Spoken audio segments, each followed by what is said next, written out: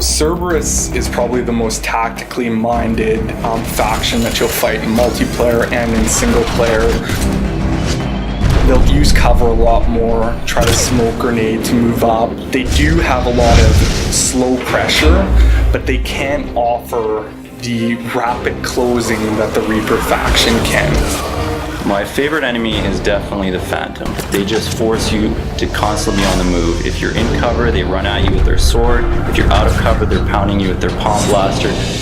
The Asari, she has stasis, which makes her amazing against the Cerberus faction. Extremely powerful against Phantoms. She can just lock them down anytime she wants. But she's not as strong against Guardians, for example. Whereas the Human has a lot of good powers for debuffing the bigger enemies or crowd controlling the little guys.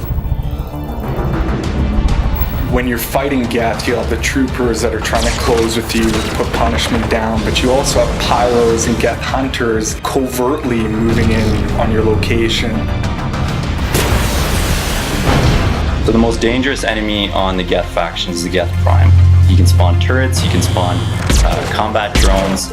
Anyone with sabotage will have a great advantage against the Geth faction because they can actually hack Geth platforms and get them to fight each other. My favorite unit in the Geth faction is a Geth Pyro. You can take him from range by shooting his tank and having it explode and take out a bunch of units around him.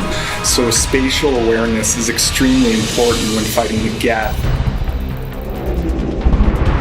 The Reapers in particular are probably our hardest faction right now, just because they're so aggressive. The Banshee, the Brute, the Ravager, they just come at you, and it's not like Cerberus where you can bunker down in an area and just take them out as they come. You really have to stay mobile.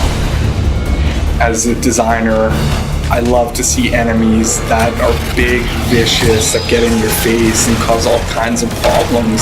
The most dangerous one is by far the Banshee. She can teleport at you, she can sync kill you instantly. You can definitely hear her screaming, so you'll know when she's coming. You just have to stay in constant communication. And no one should ever stay close to a Banshee. Even the Vanguards, you do not want to charge the Banshee. So you're going to have a lot of different challenges fighting the different factions in multiplayer and single player.